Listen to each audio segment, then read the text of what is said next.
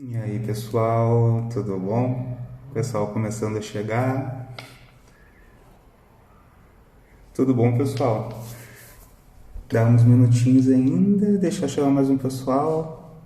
Falta um minuto para a gente começar oficialmente. Oi, pessoal, tudo bom? Gente, que, ah, que estranho, que novidade para mim tá fazendo isso, que atípico tá fazendo uma live, que inesperados caminhos que as coisas tomaram, onde a gente termina agora tendo que utilizar desses meios novos para se comunicar, desses espaços novos para conseguir bater um papo, manter em dia e um pouquinho da sanidade mental. Nossa, quanta gente! Estou positivamente faceiro com a quantidade de gente entrando agora na live. Enfim, 19 em ponto é a hora que a gente começa. Deixa eu começar me apresentando para quem nunca viu a minha cara na vida, como a maioria de vocês nunca viu a cara do Lacunas ao vivo.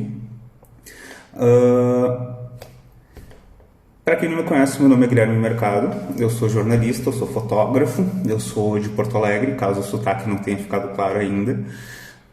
E eu sou o idealizador e mantenedor desse perfil aqui no Instagram, que é o Lacunas. O Lacunas, ele surgiu há algum tempo já, o Lacunas surgiu lá por... Oi, Thiago, tudo bom? O Lacuna surgiu lá por 2014, mais ou menos. Ele surgiu aqui no Instagram. E o próprio nome Lacunas vem da função que esse perfil tinha quando surgiu, que foi basicamente preencher os espacinhos que eu tinha na época na vida entre Porto Alegre e São Paulo. Na época eu vivia pulando de lá para cá. E eu criei o Lacunas basicamente para preencher esses espacinhos e criando. Eu comecei a ideia inicial do Lacunas era eu fotografava em Porto Alegre elementos, coisas que me remetiam a São Paulo. Da mesma forma, quando eu estava lá, eu buscava elementos que me fossem familiares, que me lembrassem de Porto Alegre, que me lembrassem da minha casa.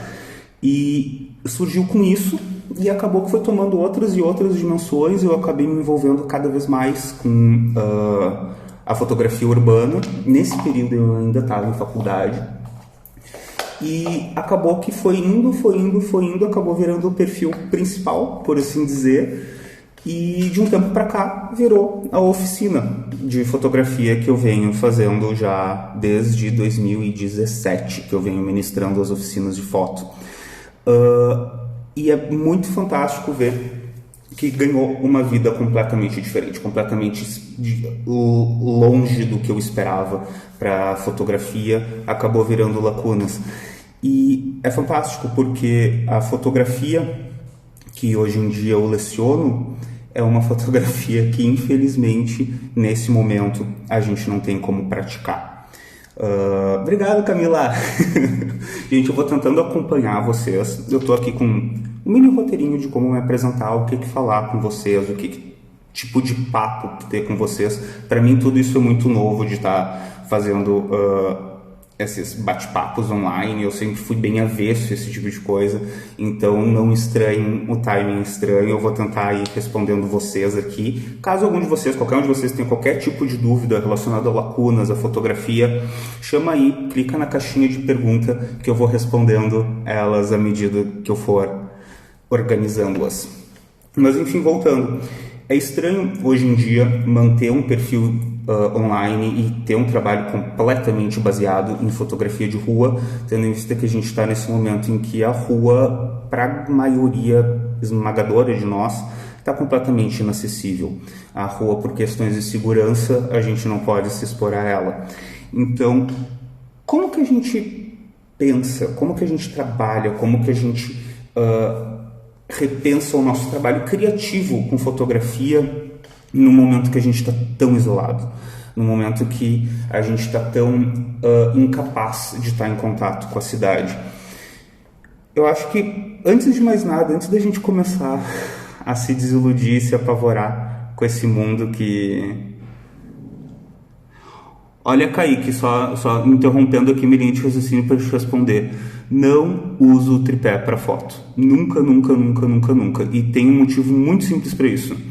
Minha fotografia, 99,9% dela acontece na rua e ela é completamente de momento. Então eu tenho que estar o mais discreto, por assim dizer, com o equipamento possível. Então não, Kaique, eu nunca, nunca, nunca utilizo tripé para fotografia. É 100% na mão. Voltando, como é que a gente repensa, como é que a gente consegue tirar um tempo para refletir sobre a nossa fotografia, sobre a fotografia de rua, no momento em que a rua está inacessível? Eu acho que esse é, sem a menor sombra de dúvidas, um dos momentos mais definidores que a gente está passando, que a nossa sociedade está passando, que é certamente o momento mais definidor que nós já vimos e que viremos ver. E a fotografia de rua, ela tem uma função de registro histórico, ela tem uma função de documentação intrínseca muito forte. A grande maioria das vezes a gente não para pensar, mas a fotografia, ela não é um elemento para o agora. A fotografia, ela nunca é feita pensando no agora. A fotografia, ela é inevitavelmente ligada ao passado. Uma fotografia de agora, desse momento, ela talvez não tenha significado, ela talvez não tenha importância, ela talvez não tenha o impacto que a gente almejava com essa foto. Mas é inevitável. A foto, ela está atrelada inevitavelmente ao tempo. E é questão de tempo para que todas as fotos tenham seu valor reconhecido. E deixa eu explicar um pouco mais isso, porque pode parecer que toda foto é foto. Mas a fotografia, no momento que a gente clica ela, no momento que a gente faz uma foto, por mais banal que ela seja naquele momento, é questão de tempo para que ela ganhe um valor. Uma fotografia de um domingo com a família significa algo hoje. Daqui a 20 anos vai significar algo completamente diferente. Vão ser rostos que já mudaram, vão ser toda uma questão de moda que a gente olha para a foto e diz: meu Deus do céu, como é que eu me vestia desse jeito? Isso é uma função intrínseca da foto e que toda e qualquer foto vai ter, inevitavelmente. Quanto mais afastada do nosso momento, mais significado, importância e elementos a serem destacados a foto vai ter. E como que a gente faz isso agora, isolado? Como é que a gente consegue registrar esse mundo agora, isolado? Olha, Chama, não sei. Eu ativei que fosse feita a pergunta. Deixa eu ver aqui se está ativado. Cara, a caixa de mensagem está ativada. Vocês poderiam estar fazendo perguntas. Eu não sei por que não está dando. Estou verificando aqui.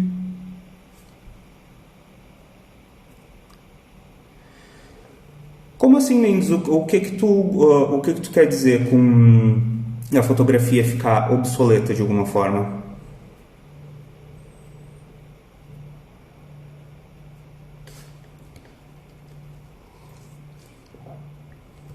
Gente, eu não sei. Eu tô tentando acompanhar por aqui as perguntas de vocês e não tá vindo. Tipo, eu não tenho notificação nenhuma de mensagem recebida, mas estaria para vocês. Eu mandei habilitar. Estaria liberado. É demais, gente. Então, voltando. Hoje em dia, nesse momento em específico que a gente está vivendo, talvez seja o momento mais importante da gente precisar fotografar. A gente, querendo ou não, a gente está vivendo algo que a maioria de nós cresceu sem ter uma outra situação, um outro acontecimento em que a gente pudesse ter um critério de como agir, como fotografar, como se transitar através desse momento tão complexo que a gente está vivendo.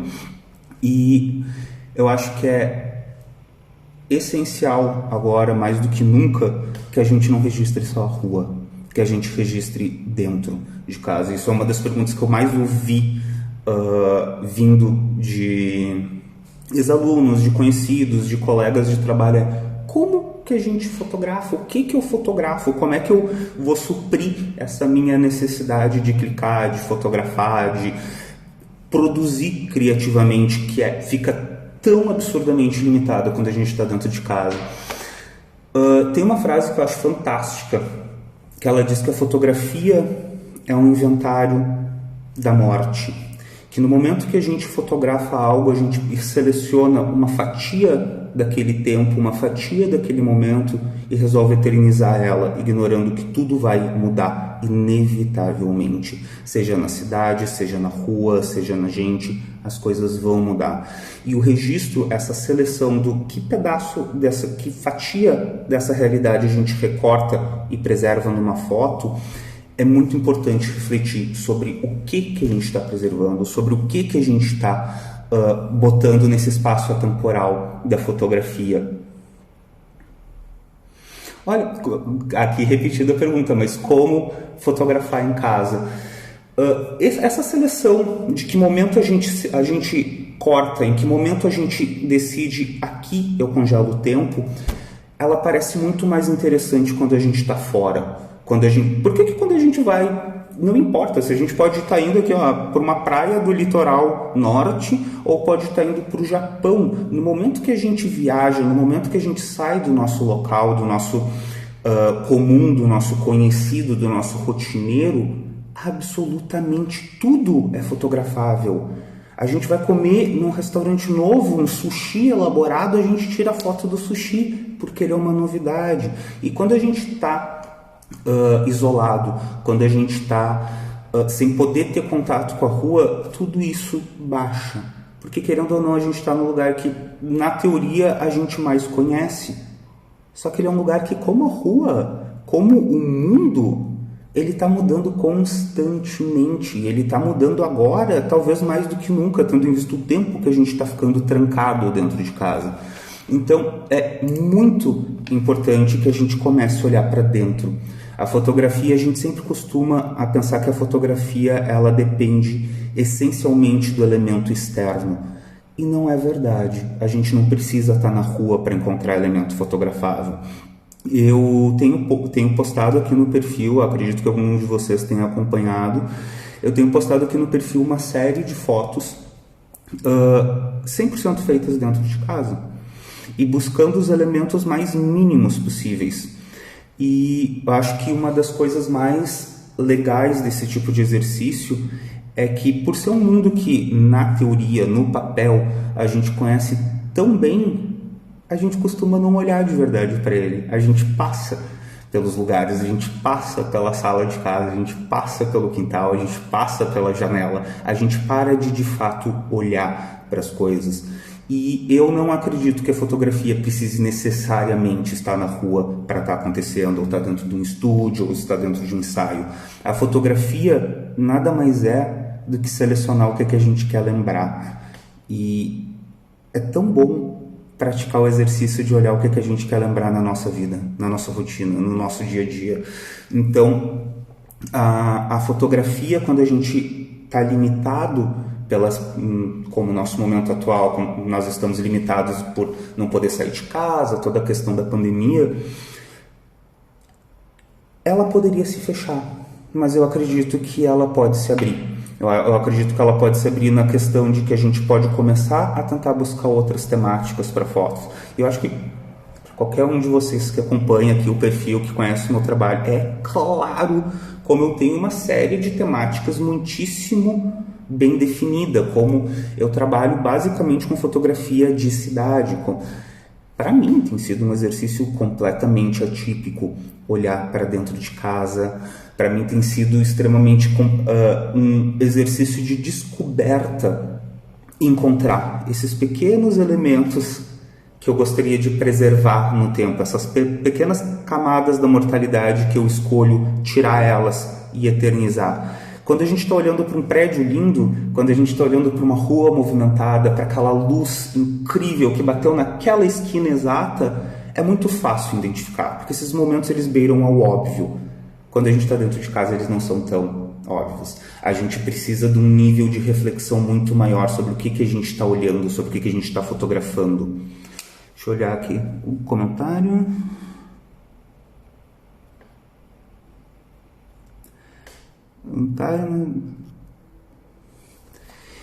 Eu consigo entender o teu ponto sobre buscar o desconhecido. Eu consigo entender o teu ponto de conhecer muito bem a casa seja um limitador. Eu, por exemplo, no meio de toda essa questão da pandemia, eu tinha me mudado há pouquíssimo tempo. Eu estou num apartamento que metade dele não tem móveis ainda, então não tem nem muito o que se olhar dentro de casa. Mas o simples fato de procurar isso é 75% do caminho andado. Porque, e eu boto as duas mãos no fogo, palavra de quem numa casa que basicamente sem móveis ainda por um bom tempo, a gente acha pequenas minúcias, pequenos detalhes que querendo ou não, talvez agora, quando tu clicar, essa foto ela não vai gritar tão óbvia para ti, de tipo, essa é uma grande foto, esse é um grande momento.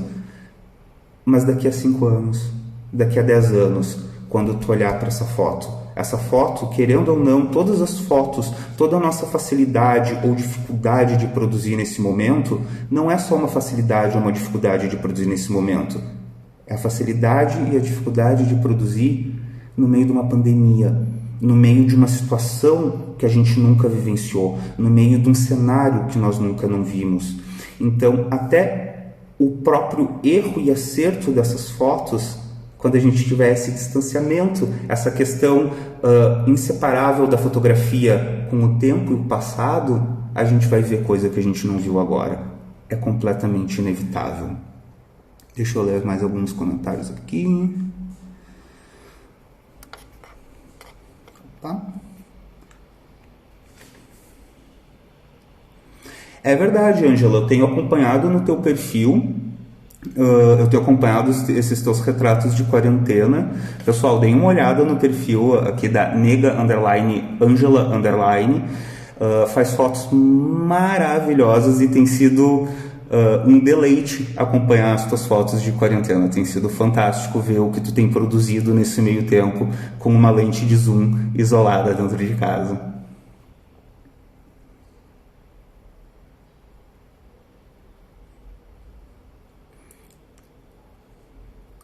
Deixa eu ver, Guilherme Grotti, que tal falar sobre a relação com a arquitetura, já que ela acaba sendo o protagonista do seu trabalho? Então, cara, e só para complementar aqui o comentário do Chama na Lente, cara, eu não me considero otimista, não me considero otimista em relação ao que vai vir, na questão Brasil, pandemia e afins, não sou otimista, mas eu sou muito otimista em o que isso pode fazer com a gente, sabe? Eu acho que esse momento, essa situação toda, ela está trazendo muita coisa ruim à tona, mas também está trazendo muita coisa boa. E eu acho que criativamente falando, sabe? Eu acho que nível de produção mesmo, quando tudo isso acalmar, quando essa poeira baixar e quando a gente puder voltar para a rua, vai cair a ficha que a gente está num mundo completamente diferente. E esse mundo completamente diferente, com, infelizmente, muita gente a menos, esse mundo, infelizmente, muito mais claro nas suas intenções, vai precisar ser registrado. Esse mundo vai estar vindo carregado de histórias novas. Então, talvez a gente praticar agora, até se... Acho que o teu termo está certo, esse otimismo é importante, porque é na base de, infelizmente, otimismo que a gente vai ter que levantar e seguir andando e seguir registrando esse mundo bem complicado que está surgindo no horizonte. Aqui em cima o Guilherme Grotti, vamos cortar um pouco, né? Não vamos deixar muito pesado, muito triste o tema. Aqui em cima o Guilherme Grotti perguntou falar sobre a relação com a arquitetura, já que ela acaba sendo o protagonista no meu trabalho. Então, a fotografia, a arquitetura virar protagonista, por assim dizer, no meu trabalho, foi completamente involuntário. Eu sempre para lá de 15 anos fazendo foto, e eu sempre tive, não digo que necessariamente uma limitação, mas eu sempre tive um pouco de receio em fotografar pessoas, e isso é algo que eu, nas minhas oficinas, eu sempre abordo bastante e faço questão de ser bem, até um pouco exagerado nessa questão de como é fotografar gente na rua e sobretudo a importância, o risco e as questões éticas, as questões legais que isso envolve. E por eu pessoalmente não me considerar um retratista de rua, por não me considerar um grande fotógrafo de personagens e sim de situações, eu acabei indo cada vez mais para a arquitetura, indo mais para os prédios, e foi ali que eu descobri algo que acho que é o que move o meu trabalho completamente, que é o fato de que a arquitetura, por mais que a gente goste de pensar que ela é imutável, que ela é construir um prédio, tem um prédio ali, não, a cidade está constantemente mudando, a cidade está constantemente brigando com ela mesma. Por exemplo, termino de construir o meu prédio aqui envidraçado, lindo, me dá 6 meses, me constroem do outro lado da rua um prédio envidraçado mais alto ainda, que acabou com a minha luz. Mas essa luz que ele acabou, às 4:30 da tarde, projeta uma sombra linda na fachada. Então, é esse tipo de coisa que me atrai. É como a fotografia, na fotografia de arquitetura, é como a arquitetura em si é quase que uma briga constante com o ambiente, com a cidade. Quando a gente para olhar, quando a gente anda, principalmente no centro das cidades médias e grandes brasileiras, isso salta muito aos olhos, como existem dezenas de cidades empilhadas uma em cima da outra. Como, por exemplo, o que era uma praça virou uma parada de ônibus, que já não é mais, que virou uma praça de novo, que hoje em dia está ocupada por moradores de rua. Tudo isso conta sobre a cidade. Tudo isso conta sobre as variações que estão acontecendo. Os moradores de rua, eles não são só necessariamente um elemento para foto, sabe? Os moradores de rua, eles são um reflexo do nosso tempo, da nossa política, dos nossos valores, da nossa economia, e talvez agora isso não seja o elemento principal nas fotos, mas daqui a 10 anos vai ser. Daqui a 10 anos, essa praça cheia de moradores de rua vai ser um exemplo, uma amostra, um recorte do que era a realidade do nosso tempo. E a fotografia de arquitetura, por mais que muita gente tente classificar, a grande maioria das pessoas vem me falar, se refere a minha foto como fotografia de arquitetura, eu evito ao máximo chamá-la de fotografia de arquitetura, eu prefiro chamá-la de fotografia urbana. Por quê? Porque a fotografia de arquitetura, por princípio, elimina o fator humano. A fotografia de arquitetura, por princípio, ela mostra a obra arquitetônica isolada de contexto de tempo, isolada de contexto político, isolada de contexto econômico. Já a fotografia de rua, a fotografia urbana, ela brinca com isso. Então, aquela fachada linda, envidraçada, do edifício super chique, numa fotografia de arquitetura seria a fachada. Na fotografia que eu gosto, tem uma pessoa passando na frente. Tem aquela sombra do prédio construído do outro lado da rua que acaba completamente com a ideia do arquiteto que construiu aquele prédio. Mas é o que forma a nossa cidade. E a nossa cidade, inevitavelmente, ela é formada tanto mais pelo que deu errado do que pelo que deu certo. A Camila Mota perguntou aqui quando que eu entendi que esse era o tipo de foto que eu queria fazer, e eu acho que eu acabei respondendo meio que misturado ali na outra questão. Eu acho que eu nunca entendi que essa era a minha foto. Eu acho que eu naturalmente fui indo para ela, e eu costumo falar isso sempre, e vou repetir pelo resto da vida. Eu não tenho certeza se essa é a minha foto. O mundo está mudando. Olha o que está acontecendo no nosso momento agora. Olha o que está acontecendo no nosso país. Olha o que está acontecendo no mundo. Nada garante que daqui a 6 meses as temáticas que para mim sejam prioritárias tenham mudado completamente. E eu acho que isso é a coisa mais fascinante da fotografia, porque a fotografia ela tenta isolar algo que está em constante mudança. A fotografia, ela tenta congelar algo que a gente sabe que, tipo, eu terminei de clicar isso daqui, aquela pessoa já seguiu andando, a luz já mudou completamente e aquela realidade que eu escolhi eternizar não existe mais. Então, com o mundo mudando constantemente, eu me sinto plena e absolutamente seguro para dizer que eu não faço a mínima ideia de qual é o meu estilo de fotografia, porque eu espero que ele continue mudando, que eu espero que ele continue mudando com o mundo que está mudando, porque se tudo mudar e eu continuar fotografando as mesmas coisas, vai ter alguma coisa errada, ou em mim, ou nas minhas fotos. Deixa eu voltar aqui e subir o que o pessoal está falando. Aqui, ó, perguntaram sobre o que eu acho sobre pedir para as pessoas para fazer retratos. Eu, pessoalmente, não sou favorável. Por que eu não sou favorável a isso? Porque o retrato de rua, a não ser que tu siga uma linha de trabalho específica de conversar com as pessoas, pedir fotos dela, bibibi, o retrato de rua ele tem por princípio básico ser espontâneo. E no momento que isso eu também sempre falo em aula, qual é a primeira coisa que a gente faz quando a gente vê uma câmera apontada pra gente? A gente arruma a coluna, botou o corpinho no lugar e aí a gente está pronto para uma foto. E isso para fotografia, para o retrato de rua, eu acho completamente limitador, porque ao meu ver tira completamente a espontaneidade daqueles retratos e pode acabar com uma camada de realidade. Mas isso também é uma questão completa e absolutamente subjetiva. Se é o teu tipo de trabalho, tem vários fotógrafos que o objetivo deles é justamente pegar as pessoas tentando mostrar o seu melhor. Então eles avisam, eles conversam, eles falam que vão fotografar e esperam a pessoa montar a posezinha, botar a coluna no lugar e aí fazem a foto. Também é um exercício completamente interessante. Mas eu acho que isso entra mais na área de retratismo e não necessariamente na questão da fotografia de rua, por não ser espontânea, não ser natural.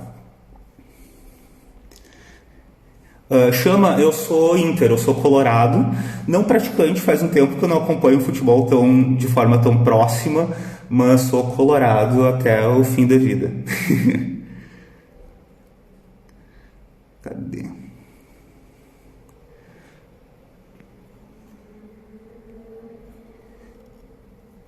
Sobre publicar os retratos de rua, isso também é uma outra questão que me vem bastante. Não existe legalmente nada que impeçam de serem publicados. Retratos feitos em locais públicos, não existe nada que impeça. Porém, acho que é a coisa mais recorrente que eu vejo com o pessoal que faz fotografia de rua e que é algo que genuinamente me deixa preocupado, é como a miséria dessas pessoas na rua acaba se tornando quase que um adorno. E isso é, de novo, gente, longe de mim trazer verdades eternas e verdades incontestáveis para vocês, não, de forma alguma, não tenho nenhuma, mas para mim fotografar gente é algo muito complexo, fotografar gente é algo muito perigoso, porque no momento que tu clica uma pessoa, tu não tá só fotografando ela, tu não tá contando a história dela, tu tá contando a tua história sobre ela, tu tá impondo a tua visão sobre aquela pessoa, tu muitas vezes está botando ela numa situação a qual ela não pertence. Por exemplo, eu sempre uso de exemplo uma foto, acho que faz uns 2-3 anos atrás, que numa virada de ano, durante os fogos de artifício na beira da praia, todo mundo se abraçando, todo mundo se beijando, e um menino, uma criança negra, foi fotografada aparentemente sozinha entre aquela multidão de pessoas, simplesmente olhando os focos. Cara, em 5 minutos essa foto estava na internet e essa criança já era apresentada como um morador de rua, uma criança abandonada, uma criança pobre, solitária, bibibi. E a história dela não era nada disso. Absolutamente nada disso. A criança não era sem lar, a criança não era uma criança abandonada, a criança não era uma criança pobre. Todas essas conclusões surgiram pelo fato de ser uma criança negra sozinha na rua. Então, quando a gente fotografa alguém, a gente invariavelmente não está contando a história dela, a gente está contando uma história nossa sobre ela. E é uma responsabilidade muito, mas muito, muito grande tu usar a imagem de alguém para contar uma história tua. E existe uma infinidade de fotógrafos que fazem isso com perfeição. Tem uma infinidade de fotógrafos que conseguem utilizar o elemento humano para contar uma história mais universal sobre a solidão, sobre a vida na cidade grande, sobre a frieza dos grandes centros urbanos. Tem fotógrafos que sabem fazer isso com maestria. Mas me preocupa, é uma responsabilidade, é uma responsabilidade, o termo é exatamente esse. É uma responsabilidade muito, muito grande tu impor uma história tua, uma narrativa tua em cima de uma pessoa. Então, fotografar a gente, legalmente falando, não existe impedidor nenhum. Mas existe uma série de diretrizes que no fim do dia são completamente pessoais e se aplicam ao trabalho de vocês. Eu não tenho cacife nem capacidade moral de chegar e virar para vocês e falar não é assim que se faz. Não é assim que se faz.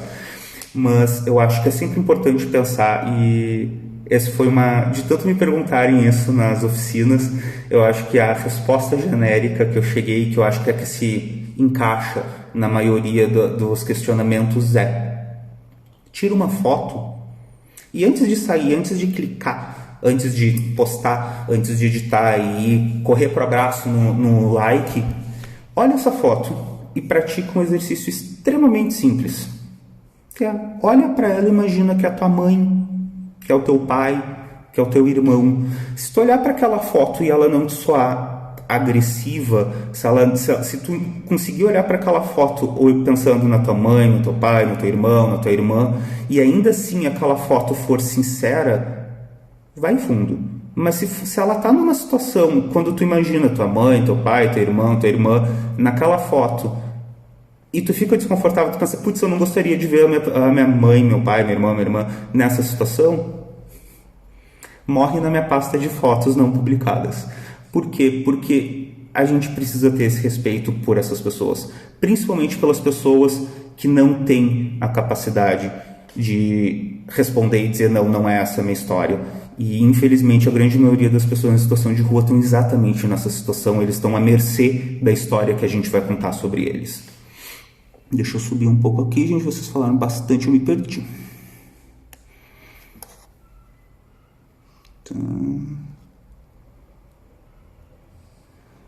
O Denis Cardoso perguntou, queria saber como procurar novos cenários em um ambiente urbano com menor densidade de gente e prédios. Moro numa cidade menor e às vezes parece que os cenários se esgotam. Cara, eu vou te ser muito sincero, os cenários se esgotam mesmo.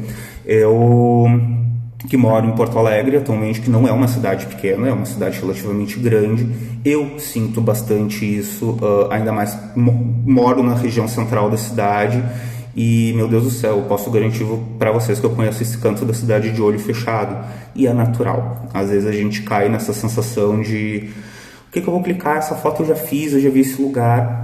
E o meu exercício clássico, quando eu chego nesse ponto de exaustão, quando eu chego nesse ponto de, putz, eu não estou conseguindo mais achar um elemento que me agrade, eu não estou conseguindo mais achar algo que me instigue aqui, eu pego a minha câmera, sento numa praça e decido, eu vou ficar 2 horas sentado aqui e eu só saio depois de ter, no mínimo, uma foto que eu goste muito.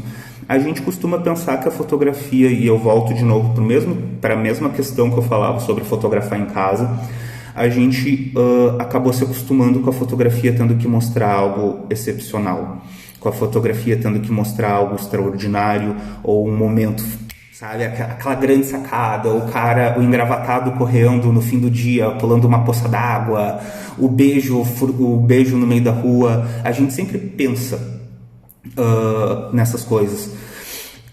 Só que não necessariamente. A fotografia a gente sempre costuma pensar ela como a grandiosidade, como o grande beijo, a grande foto com a luz perfeita, o momento exato. E não é só isso que faz uma grande foto. Uma grande foto, às vezes, acontece nas coisas mais banais e mais próximas. A fotografia, ela não é só o exercício de entender o que é impactante visualmente agora, mas é entender o que vai ser. É entender o que vai ter, como é que eu vou olhar para essa foto daqui a 5 anos. E é muito fácil a gente cansar, é muito fácil a gente ficar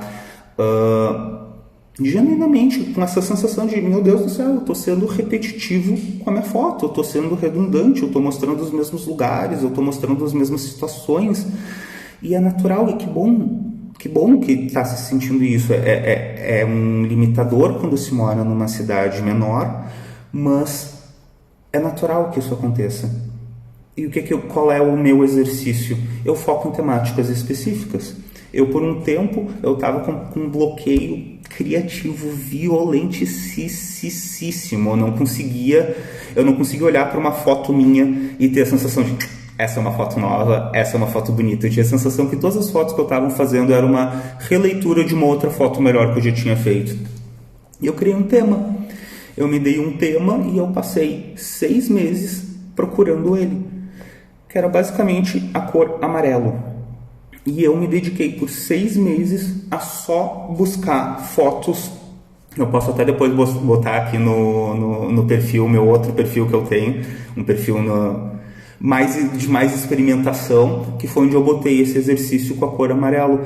E acho que ficou fantástico, uma obra de arte, longe disso, mas o simples fato de experimentar buscar uma cor no meio da cidade e os pontos onde ela se destaca foi fantástico, porque quando eu tunei o olho só para ver isso, ver todo o resto também ficou muito mais ressaltado, porque eu estava prestando muita atenção.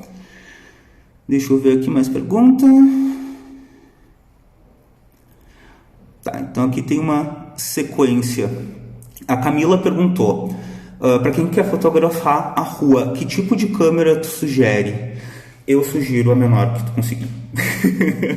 A menor câmera possível para rua é o ideal. Eu passei bastante tempo da minha vida, tá até aqui do lado, deixa eu pegar. Essa daqui também é uma questão que chega para mim bastante, é qual equipamento eu uso, com o que eu fotografo.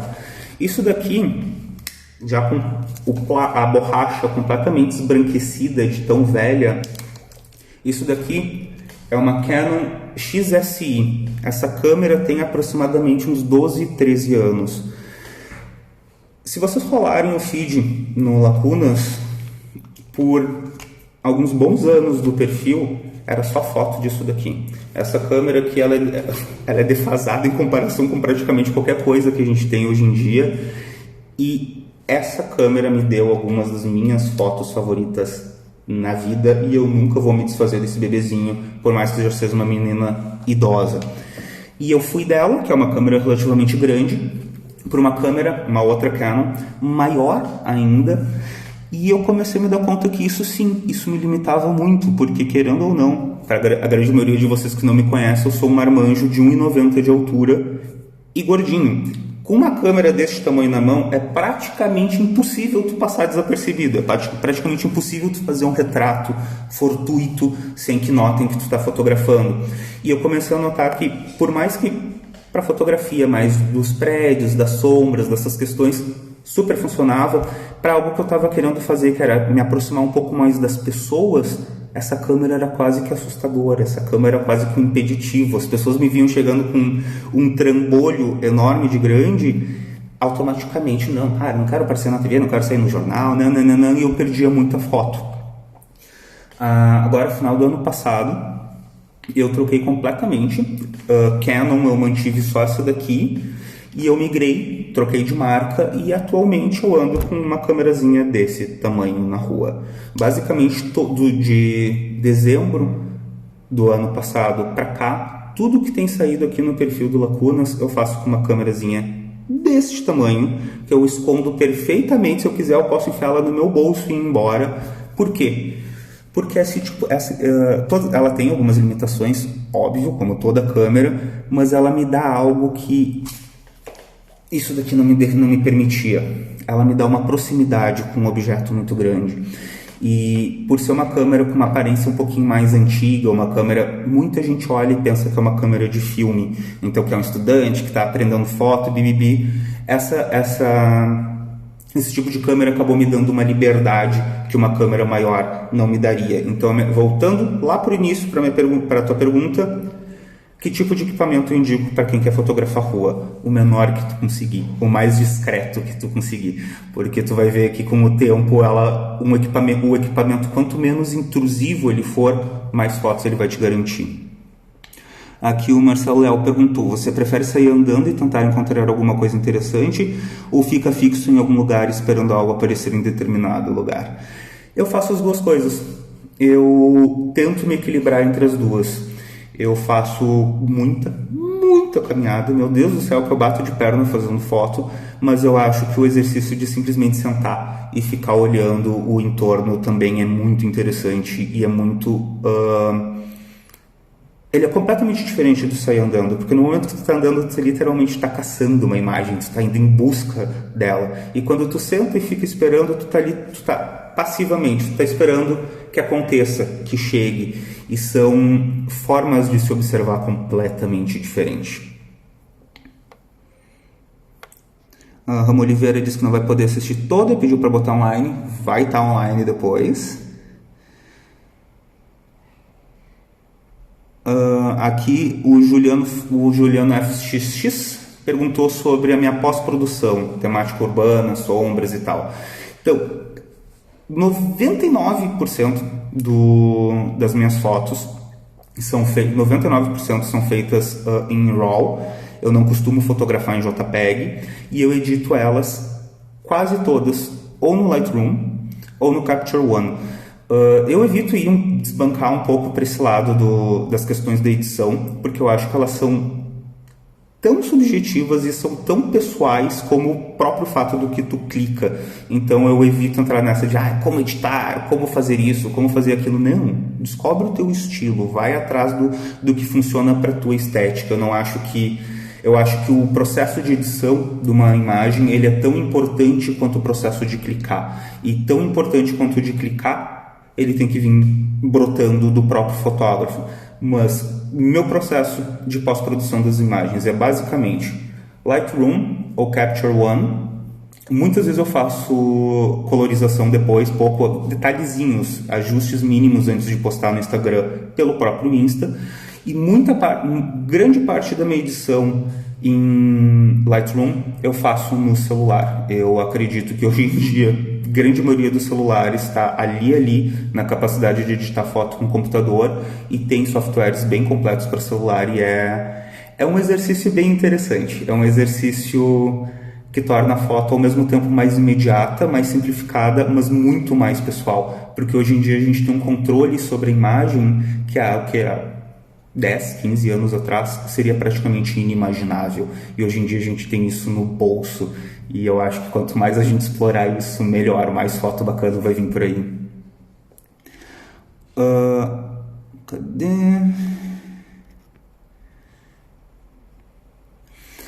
Então, gente, outra coisa que vem bastante, assim, que com frequência chega até mim, uma questão que, principalmente agora, nesses dias de quarentena, tem sido bem recorrente nas conversas. Peraí, veio uma pergunta aqui do Hugo Boia. Publicar imediatamente ou esperar passar o sentimento momentâneo para deixar prevalecer a imagem? Então, eu costumo dizer, Hugo, que com o tempo a gente começa a ficar mais treinado, a gente começa a ficar um pouco mais rápido em identificar onde é que está uma boa foto, sabe? E eu evito publicar na hora, tanto que eu evito editar minhas fotos no mesmo dia que eu fiz elas. Eu curto fazer as fotos num dia e editar no outro. Eu curto a possibilidade de chegar em casa, dar uma relaxada, dar uma pensada, e depois com calma fazer a seleção do que fica, o que vai, o que é editado, o que não é. Mas publicar imediatamente é muito, muito, muito raro. Pelo contrário, eu tenho até um cronograma organizadinho de posts aqui, porque eu acho que é essencial manter organizado. Uma coisa que eu acho que também é importante ressaltar é que hoje em dia, com o Instagram, a fotografia ela ganhou uma dimensão completamente nova. E isso também é algo que eu sempre cito em aula com os meus alunos e que é importante que a gente tenha em mente. Hoje em dia, a gente consome muita foto, muita foto. Do momento que a gente acorda, do momento que a gente deita, a gente está vendo foto. E o que faz uma foto ter função no meio de tanta foto? Por que uma foto se destaca no Instagram e outra não? Por que o algoritmo te manda ver uma e outra não? A gente está tão saturado, a gente está tão cheio de foto o tempo inteiro que as fotografias elas estão perdendo impacto. Que a fotografia, por muito tempo, a função da fotografia era, não, tá, caiu um avião, caiu um avião. Mas caiu um avião e tem as fotos do avião pegando fogo em cima das casas, das pessoas saindo da fuselagem pegando fogo. Agora aconteceu de verdade. A fotografia ela sempre teve essa função de sublinhar um fato, de destacar um fato. A fotografia ela sempre deu o peso incontestável da realidade, da existência para os fatos. Só que hoje a gente fotografa tudo. Tudo é reafirmado por uma foto. O sushi é reafirmado por uma foto. Uma ida no banheiro da balada, que tem uma luz bonita no espelho, é registrado. Tudo vira foto hoje em dia. E no momento que tudo é digno de uma foto, o que faz uma foto funcionar? O que faz uma foto ser relevante ainda? E eu acho que isso não tem nesse momento uma resposta. Eu acho que isso não tem nesse momento uma solução simples. Mas a gente precisa começar a pensar por que alguma foto que eu posto super faz sucesso no Insta e a outra que tecnicamente está infinitamente melhor, não. O que faz a importância de uma foto está mudando, e isso é natural. No momento que uma linguagem se torna acessível para todo mundo, o que ela vai falar naturalmente vai mudar. E enquanto muita gente fica ressabiado, enquanto muita gente fica naquela de agora todo mundo faz foto, agora com o celular eu vou e faço uma foto dessas.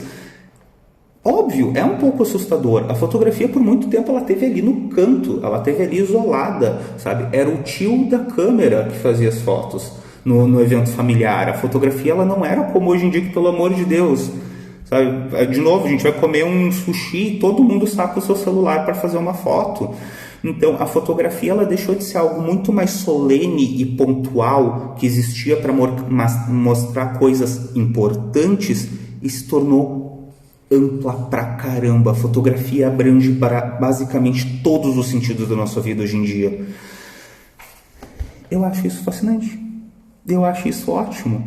Eu acho que quanto mais gente falando, mais versões do mundo a gente vai ter. Quanto mais uma foto de sushi, é uma foto de sushi. Uma foto do cupcake, é uma foto de cupcake. Mas quando a gente olha o todo, quando a gente olha que por dia, vamos supor, 10 mil pessoas postam foto do seu cupcake. O que isso está falando? Que história isso está nos contando? Por que as pessoas têm essa necessidade de fotografar? Ou que estão se alimentando, ou o seu rosto na frente do espelho? Por quê? De novo, não acho que a gente tenha uma resposta para isso agora, mas eu acho que é uma pergunta muito interessante que a gente faça. Eu acho que é muito importante que a gente pense por que a foto está mudando tanto de temática. E, acima de tudo, abraçar isso. E entender que esse espaço que existia antes, quase que solene para quem produz a imagem, não existe mais. A gente ainda fica brigando sobre quem está fotografando com celular, sobre quem está fotografando com câmera, sobre o que é fotografia de verdade, sobre o que não é fotografia de verdade. E eu, pessoalmente, acho isso bobagem. Porque, no fim do dia, quando vocês leem um livro, vocês se perguntam se a pessoa escreveu o livro com uma caneta Bic ou num MacBook? Ninguém se pergunta isso. A fotografia ela tem que falar mais alto do que o equipamento. E isso é o mais difícil da foto.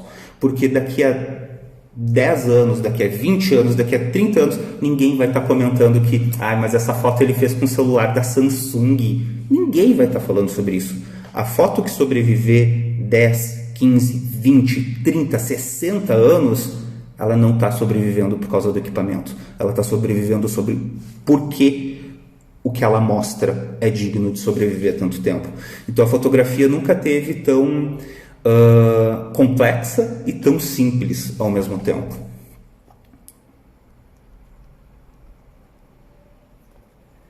Tu falou aqui sobre a questão do Sebastião Salgado, que fala entre a diferença de produzir uma imagem e uma foto.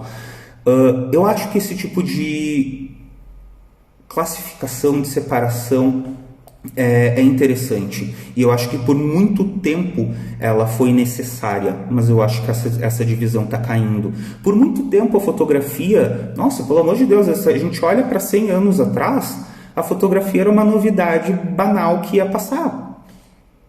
Há 30, 40 anos atrás, a fotografia colorida era uma novidade banal que vai passar. Ninguém quer ver foto colorida. Foto de verdade é preto e branco. Há 20 anos atrás, fotografia era filme. Fotografia digital não vai sobreviver. É uma novidade banal que vai passar. E a coisa de 5 anos atrás, celular. O celular vai passar, é uma novidade banal, ninguém se importa. Vocês entenderam onde eu quero chegar? Que o que define fotografia muda, que o que a gente tem como conceito de fotografia evolui com o tempo. E isso é completamente inevitável. E se a gente se fecha para isso, se a gente começa a focar na questão técnica e não na questão prática da coisa, a gente fica preso no meio do caminho.